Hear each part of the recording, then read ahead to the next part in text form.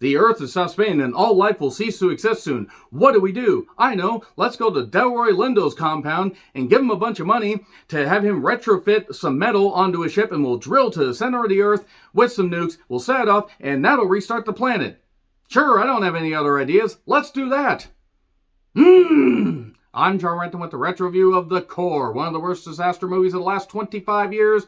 It is definitely a disaster in every sense of the word. And I understand when it comes to the disaster movie genre, you have to basically take all logic, reasoning, and common sense and put it on a piece of paper, and then you crumple up that piece of paper. You eat it. I don't want to eat it on camera, at least, especially with the ink there. That's kind of toxic. Or you burn it, or you just throw it out the goddamn window. You take your brain and go the fuck over there. You ever see a man say goodbye to his brain? Yeah, anybody that was involved in this goddamn movie. Whew, so I've retro-reviewed some disaster movies this year. Dante's Peak, Volcano recently, Armageddon, and the fact that they went down in quality from there is definitely saying something. The Core had a massive, massive marketing campaign, but compared to other disaster movies, it didn't have a massive budget. It has a $60 million budget, but for the scope of this, there were some special effects that didn't look like they would have passed for 1983. This movie came out in 2003, by the way. It was directed by John Amiel, who did Summersby, Copycat, and Entrapment. I still need to retro review Copycat because it was quite an interesting movie. Harry Connick Jr. playing a killer. Sorry, bit of a spoiler there, but I couldn't help it. And it was also written by Cooper Lane, who did such movies as the remake of The Fog. Oh boy, the writing's going to be really fucking crisp in this. Hey, maybe the other writer, John Rogers, American Outlaws, Catwoman, various TV shows, and Marry Me. Okay, so the writing's fucked. Maybe the acting will save it. Aaron Eckhart, Hilary Swank, Delroy Lindo, Bruce Greenwood, Takeshika Cairo. I think that's how you say it. I don't actually, Takeki. I don't actually know if I got that right at all. In fact, I'm pretty certain I got every syllable wrong. Alfred Woodard, Richard Jenkins, Stanley Tucci, and DJ Qualls. Who knows, it could have been seen from space. Anyway, never mind about that. Basically, if you have not seen this movie, well, I'm going to spoil it because missing out on this will not haunt you in one goddamn, bit. Not one iota of your brain will miss hearing about this movie or miss seeing this movie. But if you have seen it, well, you know the plot. The Earth, for whatever reason, just says, I don't want to spin anymore. I'm just going to sit here and I'm going to let the world fry. People are like, we kind of need this planet to live here, so let's come up with a plan. And that spells doom for humanity. So they take a bunch of people, put them on a ship, and send them to the Earth with a bunch of nukes. That's basically the plot right there. Now let's get into the bullshit, because as if that wasn't enough bullshit. Oh, boy. It starts out with white people fist bumping, and then that leads to a guy fucking passing out and dying. Why the hell did he die? Why did other people die? This is in Boston, Massachusetts. 32 people suddenly pass out. And then we go to Chicago, where we have Aaron Eckhart's character, Josh. Josh, he was the guy they were looking for in Blair Witch Project. Clearly not. No, he's not facing the corner. Nobody puts Josh in the corner, except the Blair Witch. But nevertheless, he's teaching at a college, and then some government officials bring him. And Serge, Cairo's character, I'm just going to say Cairo because I have a feeling I at least got close to that last name. And they have to figure out what the hell's going on. There's these 32 dead bodies in this area, just this unnamed area in Washington, D.C. And as General says, well, 32 people in 10-block radius died, all because of pacemakers? Well, you told me all I needed to know. So I flew you halfway around the country for you to tell me something I knew, so go ahead, go. You can go home. It's not an act of war. We're fine. Except we're not fine because the planet has stopped spinning. They find out about this and say, well, we need to come up with a plan because we kind of need this world to live on. So, Jesus, you brought him halfway around the country. Oh, your reputation precedes you. Even though if anybody just had any slight idea of medical, practices, they would have known what the fuck happened. But anyway, we then cut to London, where pigeons start to attack. It's a pigeon-demic. The put-upon pigeons are tired of being put upon and also being pigeons. So some of them die, some of them attack. I need the biggest pigeon bell you have. No, that's too big. And there was a kid crying. That's what you get, you little shit. I don't know what he did, but I don't like children. So moving on from that early 2000s computer tech. There was a beautiful Hindi woman in this, I do have to say. Hindi of some description. I don't actually know what her full nationality was, but she was beautiful. She wasn't in the movie very long. And then we cut to Hilary Swank and Bruce Greenwood's character, Iverson, going into space and, well, actually coming back from space. And the ship turns around. It's like Phantom Planet. Anybody who's seen Phantom Planet knows what I'm talking about, where the thing, oh, nobody told me about the black ice in space. If you have never seen that MST3K episode or don't know what MST3K is, you have no fucking idea what I'm talking about. And they managed to get back to Earth, but because the electromagnetic fields and all the shit being fucked on Earth, because the Earth is tired of spinning and I'm just going to sit here. I don't want to live anymore and you can all die with me. I'm tired of you killing me. Okay, why does it progressively sound like an old woman saying on the porch saying, you're eyeing my lemon drink? Ah, the happening. I hate you, M. Night Shyamalan. I hate you. I also hate this movie. I absolutely hate this movie. They managed to land in L.A., gullet, so to speak, just like a giant tube under bridges and all that, and they managed to, it's like where Greece was the word that you heard, where they raced along, but it wasn't in LA. Anyway, they managed to just barely avoid hitting a construction site, and it's the end of the world as we know it, and I feel a little bit gassy, but otherwise I feel fine. Stanley Tucci sees this stuff and says, my God, we gotta warn people, and I gotta be a pompous dick about it. Stanley Tucci's a really good actor, and he is totally wasted in this. Beck, who is Hilary Swank's character. Hilary Swank and Aaron Eckhart had the same haircut here, and I couldn't unsee it. So she's in trouble for basically wrecking a spaceship, well, a space shuttle, but that's okay. You're fine. You're going on another mission. While Aaron Eckhart, Stanley Tucci's character, Zimsky, and others are discussing what the hell is going on.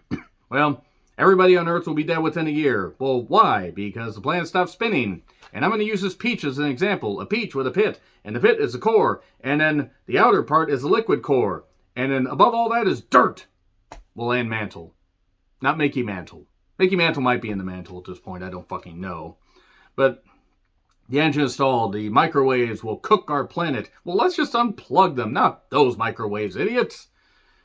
And then they fry a peach. James and the Giant of variety is so goddamn... James and the Giant Peach. I don't even need to talk about the symbolism of that. But basically they end up going, just with this plan, to, well, find Braz, Delroy Lindo's character, who's just out in this whole, out in this freaking field, this desert field, and he's got a warehouse, and he's developed this unobtainium. It's a metal that basically can withstand heat, get powered by heat, survive anything, so it's going to be fucked. And, well, I'll need about 10 to 12 years to build a ship. What would it take for you to do it in 3 months? $15 billion? Well, you take a check. Why don't you use a credit card? You get miles. Yes, they are laughing at the impending doom. I understand the movie is fucking bonkers and you have to have fun with it, but fucking seriously, the writing lands with any joke lands with a fucking thud. These writers are terrible. Maybe they were, I don't know, maybe their family was held hostage and they just wrote the worst movie possible. That's entirely possible for Hollywood. So, they find this guy, Rat, DJ Qualls, and he just erases a whole bunch of tapes and a whole bunch of computer stuff and everything because he can hack the world. Well, now he's got to save the world by stopping the information superhighway and stopping the internet from finding out about all this, even though in 2003, the internet, while not bad, is not nearly the juggernaut bitch that it is, and taking over our goddamn lives. But he has to hack the whole thing, and like, okay, if I do this, I'm going to need unlimited supply of Xenotapes and Hot Pockets. Hot Pockets are like what you eat if you basically have nothing else to eat. I mean, it's just not good. Now I need a Hot Pocket because the goddamn Hot Pockets, stuff is in my head. So, Beck basically, not Beck, two turntables and a microphone, not where it's at. She is put on a new mission. She's going to go with Bruce Greenwood's character, and they are going to train, and they are going to drive to the Earth's core. I hope they have a rest stop. So the plan is basically Armageddon-like, except drilling into the planet. Drill, make it to the core, nuke it, leave. They're going to nuke it and they're going to do this. Their scientific analysis is as close as possible, considering nobody's been near the Earth's core. Kind of a little little hot down there. Kind of a little difficult to do that. So they're having fun among the impending apocalypse, doing all this training and all this big old bulbous thing. It's like, ooh, yay, oh, this ship. It's like a hull and it's doing this and do. I'm making this movie more fun than it seems. Or I'm making this movie weirder. Or I'm just being an idiot. It's really hard to tell. But Bruce Greenwood basically says, well, you had to be ready to make the shitty call. You're always right. But being a leader means that you do have to fail and learn from it. And then they go to the Mariana Trench. And with 80 minutes left, they're drilling to the Earth's core. I'm not saying that they should have given it more time to build up because nobody cared about any of these characters. This movie was 2 hours and 14 minutes, and this movie could have accomplished what it needed to with about, I'd say, 25 minutes trimmed off. And even then, that might have been a little bit too long. In fact, you could have taken the 60 million, you could have snorted it, and it would have been a better use. So again, take all the logic that you know about this and just about science and everything and throw it away. Do that. So they are going to the ocean floor. There's whalers not on the moon. They don't carry a harpoon, but they sing tall tales and they, fuck it. I don't care about the Futurama reference, even though that was a great episode. So they say other words and scientific phrases. They're drilling, and oh my god, they need to use these oh yeah, there's lasers, by the way. Lasers on this thing, this front that shoots through the goddamn deal and can make a tunnel. Wile E. Coyote could have used this shit. And they basically go through. And they end up in empty space at one point. And oh my god, there's just, like, what the hell's going on here? There's a bunch of crystals in the Earth for whatever reason. It's a giant geode that is leaking. Because of course it fucking is. Iverson ends up dying because the ship gets jammed on a crystal because nobody knows how to navigate a giant geode. What the fuck is wrong with you, pilot? And, yeah, since he dies, whatever, Bruce Greenwood probably says, kill off my character, please, this movie's shit. And then they go to, it turns out that they're actually having some issues, like there's coolant issues, their suits aren't really able to handle all this stuff. Aaron Eckhart at one point gets saved after hooking up his oxygen so this laser thing can, cut through this diamond and they can kick it away. And then we get to, ooh, Earth Diamond, I gotta just have fun because this movie's so fucking bad. Such leaps in logic. Now, I don't care how powerful the metal is. I don't care how powerful the suits are. Nobody could survive this. It's not how it works. Okay, chuck the brain out there. Chuck the brain out there. Let's have fun. So then there are earthquakes, just all over. Rome gets fried at one point. Oh no. God, when in Rome, do what you do, get electrified. Surge sacrifices himself, but get the notebook and get his plans and get the nuke codes so he can do this and, yeah. And he can't be saved, and Eckhart's yelling like, why did you let me save him? What the hell? I know you have the same haircut as me, but it's not me. You're not me, I'm me. Or you're me and I'm you. I don't know. And then there's sections of the ship, if they're damaged, they break off, basically, to save the integrity of the rest of the ship. If only they could have saved the integrity of this fucking movie. Alright, so Alright, so we get people finding out about another project. It's called Project Destiny. That was basically there to, cause these earthquakes and everything. So basically, we caused this issue. Of course we fucking caused this issue. Because we're always trying to destroy this goddamn planet, even though it's the only fucking one we have.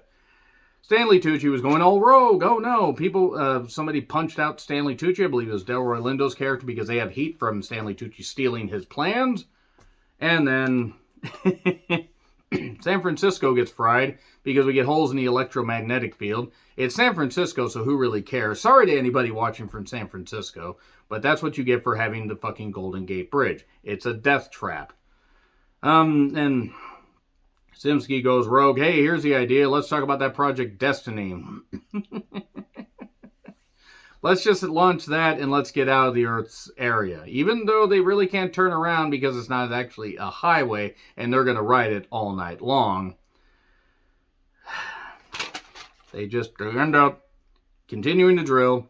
They find out, though, that the scenario with the nukes isn't going to work. But then he says, hey, when you put a big rock in a pond, it ripples, but it stops. Throw a bunch of small ones in there, and the ripples cause something and whatever. And that's how, and I don't know, that's how tadpoles are made, maybe. Then they decide, hey, we're just going to launch the nukes at certain intervals and launch them in sections of the ship. Here's the problem. Braz says, well, the ship hulls won't actually go anywhere unless they're damaged. Well, where's the main switch? Oh, it's here, in this area that's 9,000 fucking degrees now. Well, why the hell did you do that? Well, I built the ship in 3 months. I didn't really think about it, which is fair. So he draws the short straw. Oh, typical, of course. The black guy dies like 1/1,000,000th. Meanwhile, Rome is like frying all this electrical stuff. All these models are exploding. Really, really bad special effects, I want to say. And I'm not saying the team did a bad job. I'm just saying for the budget and for the fact they did 20 takes and this was the best one that they could go with. So he ends up going in this 9,000 degree chamber and somehow overriding the whole thing where now they can launch the stuff away. And it's like Volcano, but stupider. It's hard to be stupider than Volcano, dumber, whatever. So he dies. He can't be saved. And, of course, because he died, like how are you going to fucking save him? People are just sacrificing themselves left and right. So Zimsky and Josh are putting this whole thing together, launching these nukes, and know the integrity of the hull will save them until we can launch them remotely. Apparently they can launch them remotely. Couldn't do it in Armageddon. Bruce Willis had to die, not fucking crybaby moronic Ben Affleck. He couldn't die. Anyway, it turns out that, Zimsky says, just go, do this, and he got trapped. He got his ankle trapped. Oh, no. And then he died. And then he's giving like a soliloquy on a tape that nobody's going to find because it's not recording to the fucking cloud because the cloud hadn't been invented. The clouds were just still in the fucking sky. Be weird if they were on the ground. Then I'd wonder if we're in that world upside down. So here's an idea. How are we going to power the ship since the ship is basically fucked? Use the fuel rods for the next nuke, which will basically fry the ship, but we'll be safe. Hey, wait a second. We're about to set off these nukes. Wait a second. The unobtainium can be powered by heat? It's like a giant solar panel. $100 million. God damn it, Rod. They're going to use it and ride the wave, the crimson mantle wave, back up to the Earth's surface. So they restart the core. They go up, but they're on the ocean floor. Oh no, they're fucked. They can't possibly get out of this situation. But they can because they get rescued. And then Rat basically takes all the stuff that he learned and all the info that he had and puts it up on the information superhighway to remember or to remind people, hey, these are the people that did some good. Yep. 2 people survived. The 2 that look alike, and I couldn't tell which one was which. I don't really fucking care. This movie is shit. Absolute goddamn shit. One of the worst disaster movies of the last 25 years. The core fucking sucks. Let me know your thoughts in the comments. Like, share, subscribe, Twitter handle in the description. I'm John Ritlin. I'll see you soon.